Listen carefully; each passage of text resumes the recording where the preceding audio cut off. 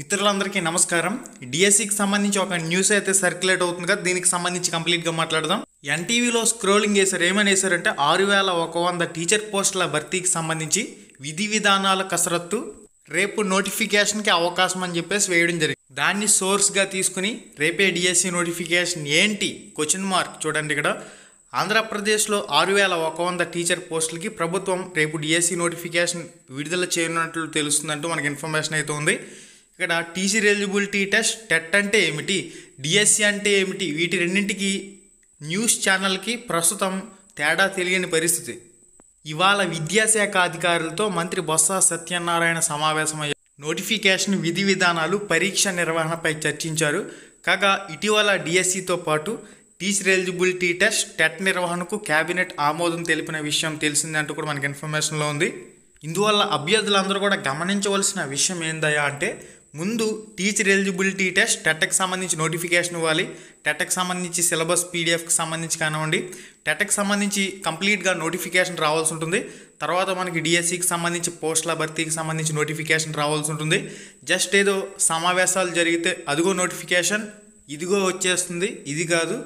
విద్యాశాఖ మంత్రి అఫీషియల్గా ప్రెస్ ముందుకు వచ్చి రేపు డిఎస్సి నోటిఫికేషన్ ఇస్తున్నామని చెప్పేసి ఎటువంటి స్టేట్మెంట్ ఇవ్వలేదు. అది జస్ట్ టీవీల్లో స్క్రోలింగ్లు పడ్డాయంతే. ఈ విషయాన్ని గమనించండి.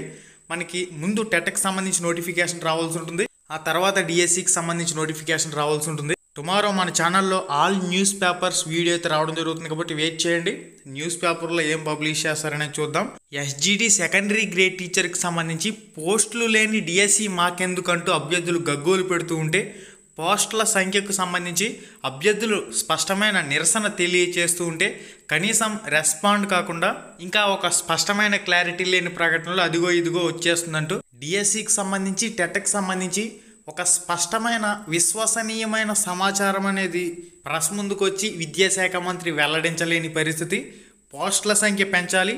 జియో నెంబర్ 117 ద్వారా 3, 4, 5 తరగతులను పట్టుకెళ్ళ హై స్కూల్స్లో మెజర్ చేయడం వల్ల ఎస్జిటి సెకండరీ గ్రేడ్ టీచర్కి సంబంధించి ఏవైతే మీరు గుడ్డు సున్నాలు చూపిస్తూ ఉన్నారో ఆ సున్నాల డిఎస్సి మాకొద్దు, మెగా డిఎస్సి మీరు ఇస్తానన్న 25,000కు పైగా టీచర్ పోస్టుల భర్తీ కోరుకుంటూ ఉన్నారు.